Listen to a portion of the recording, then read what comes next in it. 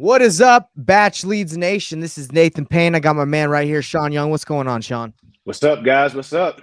Dude, we are excited to be here with you today. And why are you watching this call? Why should you watch this call? Because what we do, me and Sean are real estate investors. We're wholesalers. We do it all. And we want to come to you guys and provide you valuable information that's going to help you make more money, do more deals. That's the only reason, to really watch this is you want to improve your skill set. And we're Batch Leads, which we love, is allowing us to come on here and teach you guys. And we love using Batch Leads. So we're going to show you how to use Batch Leads. And I actually have a specific story that I want to tell you about this deal that I just closed, a $41,000 flip that I did, and how I went from potentially making zero or owing money on it to being able to make $41,000 on it. So we'll dive into that.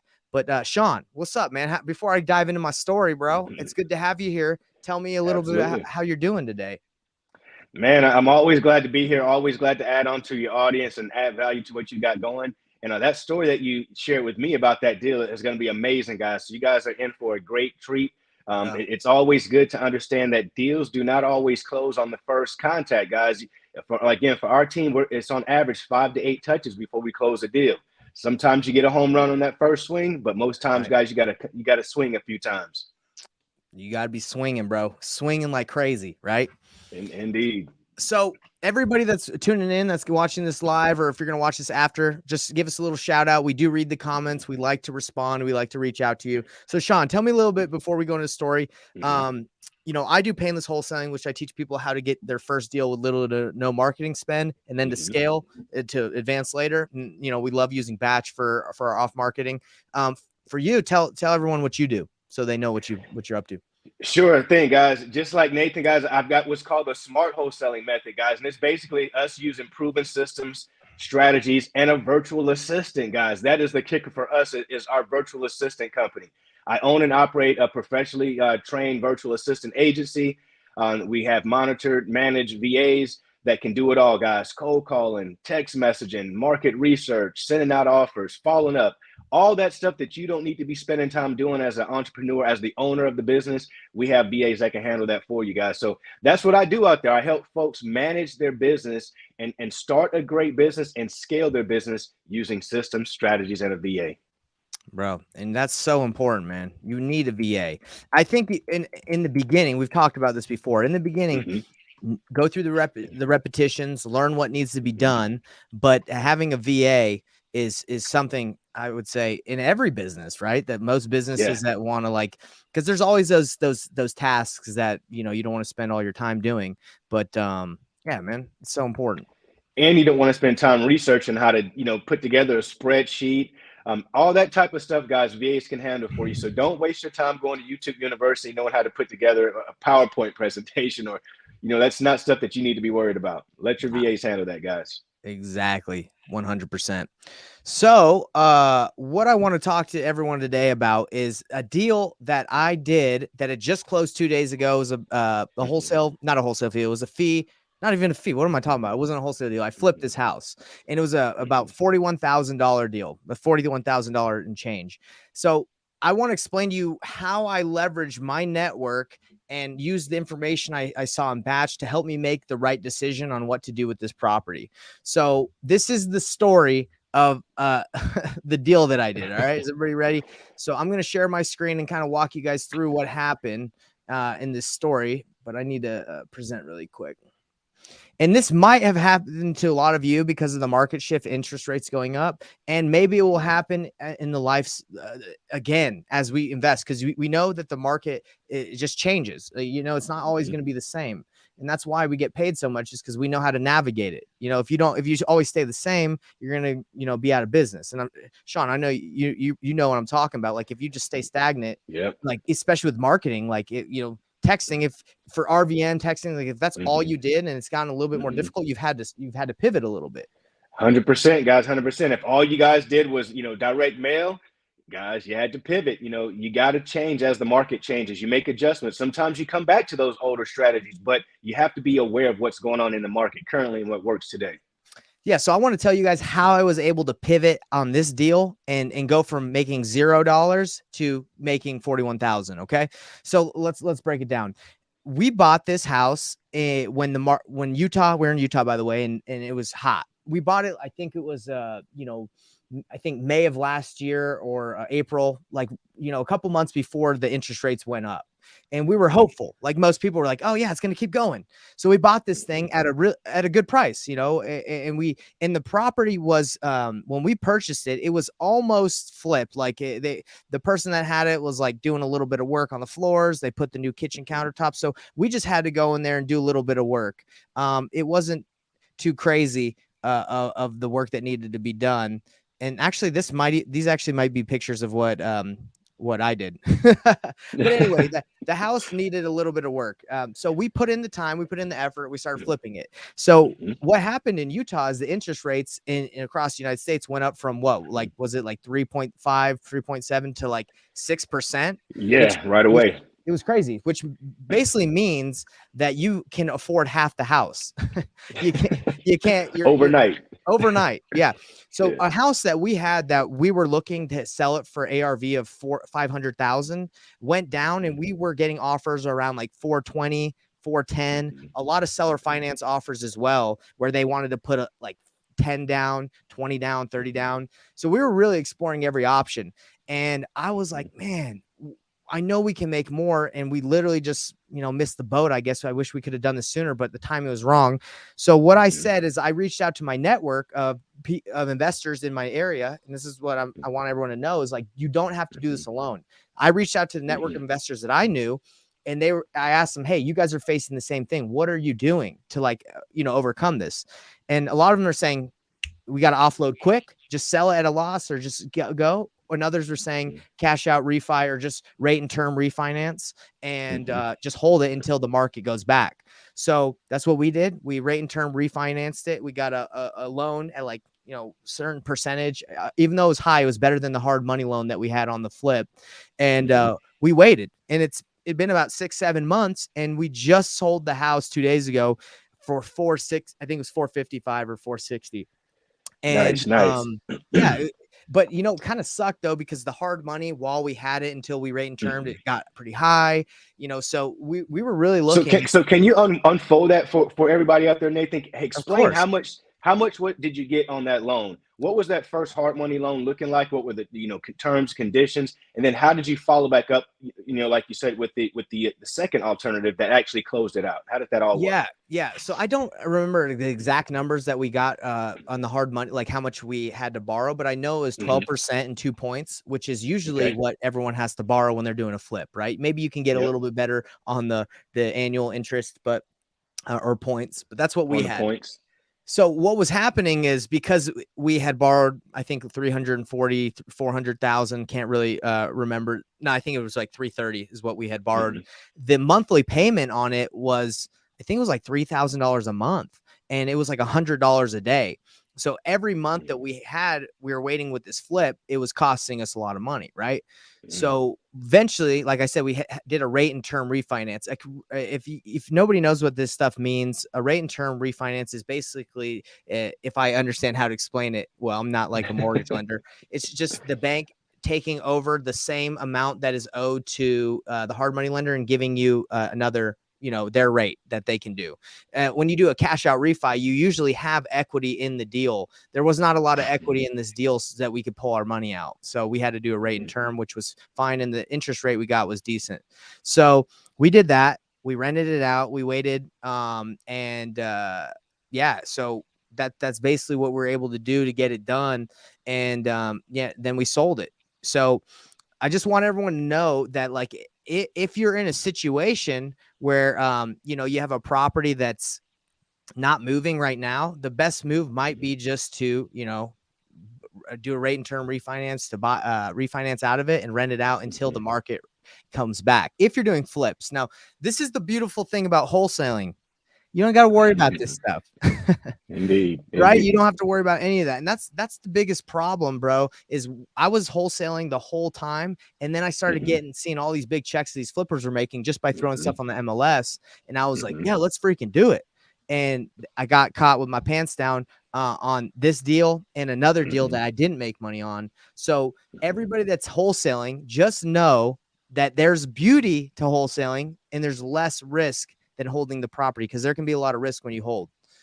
100%. So we're looking at batch leads right now. I'm just showing everybody what information we're able to see. A lot of it is blanked out just because we're not allowed to show it or YouTube will shut us down. But yeah, this is the property, and we were able to kind of make a decision on what we thought we would do by refinancing and holding it.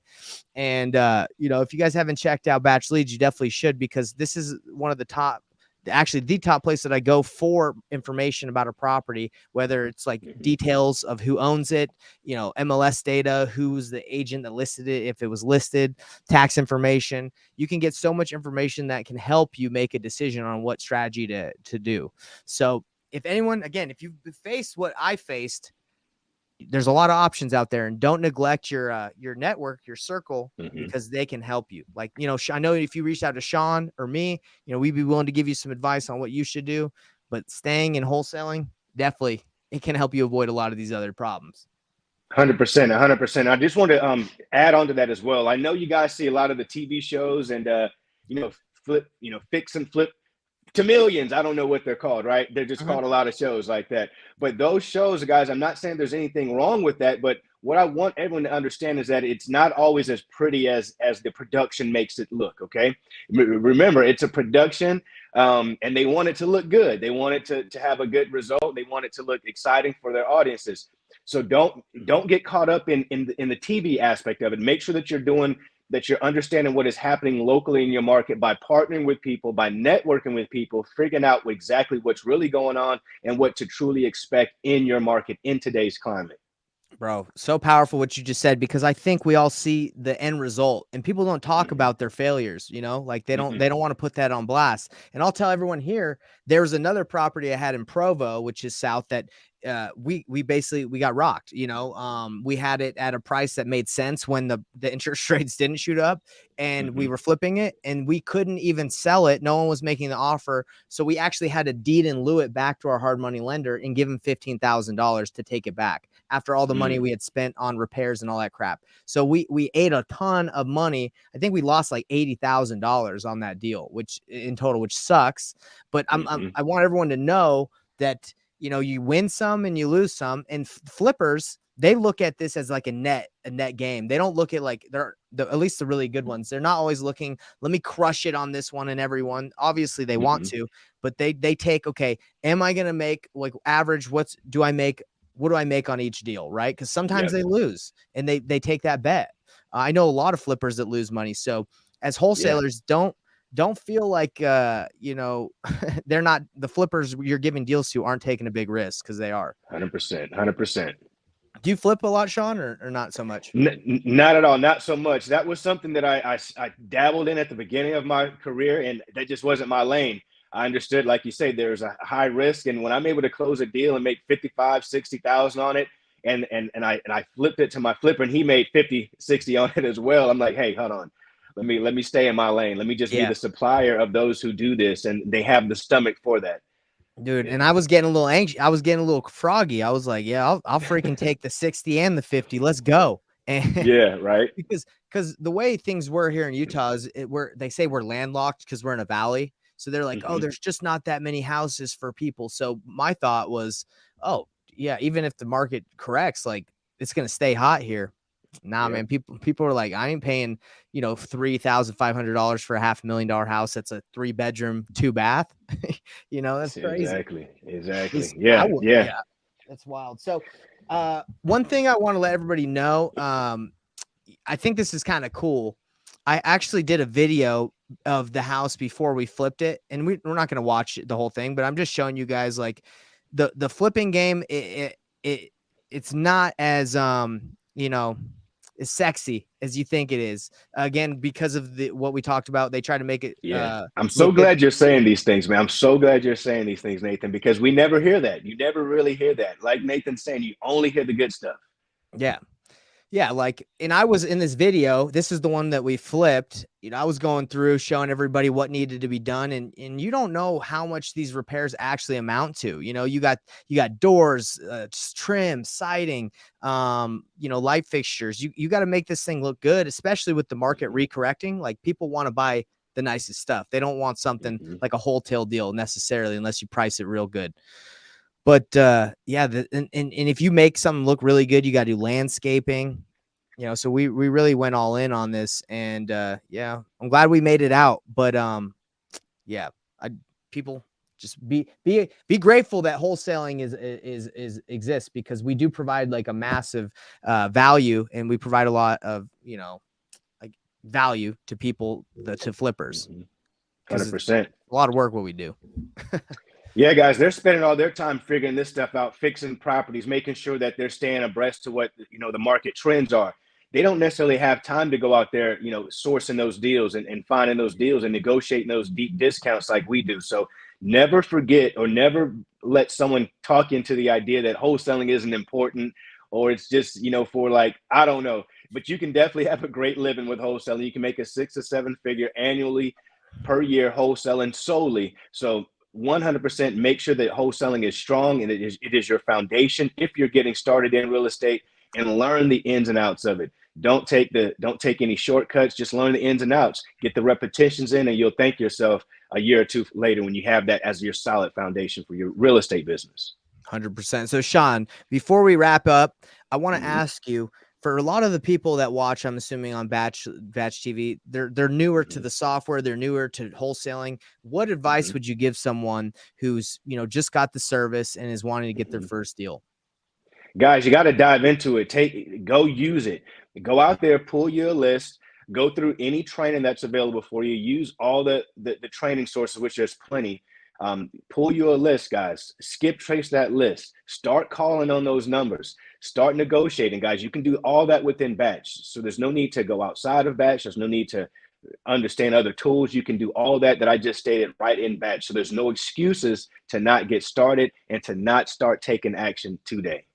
Yeah, bro. So, Sean, we all know people, they want to focus on the things that don't really move the needle, because it's easy to focus on those things. It's easy to focus on building a website, getting a business card, Mhm. but it is difficult to make that phone call to that seller and make that offer.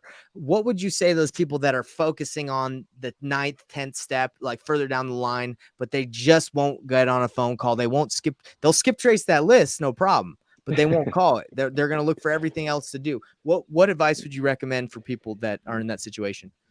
Guys and gals out there, you gotta just make it happen. You have to fail your way forward. You have to take massive imperfect action, guys. Don't wait. There's a book out there. It's actually called the 5 Second Rule by Mel Robbins. But it's the 5 Second Rule by Mel Robbins, guys. It's right here. I mention this because when you have an idea or there's something that you need to do, a task, guys, you gotta say, what is that task? Call. Okay, call. 5, 4, 3, 2, 1. Start dialing. Don't make any excuses. Don't do a bunch of research. Oh, I got to know what about the property first. I got to get all Mm-hmm. the numbers in order. Forget all that, guys. Have a conversation with these people, and you'll discover that most of that stuff that you were going to go pre-research before that call, you're going to get it on that call. They're going to tell it to you. People love to talk, and you need to dig deep. Ask what? Tell me about that. Tell me a little bit more about that. Oh man, you had a tenant that tore it up. Oh, I'm sure that was horrible. So what happened exactly? Yeah, be Guys, you got to just interested. have conversations, man. Have conversations. A book that I think is really important for wholesalers is How to Win Friends and Influence People, because I think a lot of Mhm. what we do is we're building relationships, and if you can, like, yeah, sales is really important. It's Mhm. important to have a sales process, but if you can just be interested in the situation that the person's in and interested in them, that can go really far. I know, because when I was first starting out wholesaling, I didn't know what the heck I was doing, bro. But I talked to people and I was asking them like about what they were going on in their lives. So don't feel like you need to know everything about wholesaling to get a Mhm. wholesale deal. Find the situation, find the motivation, find out why they're selling. I would say that's my advice for everyone here. Don't always feel like you got to call and have an offer in your head that what you're Mhm. gonna offer. You can call them multiple times before you even make an offer. I don't like making offers on my first calls. I like to kind of gauge the Nope. situation, see how they're doing.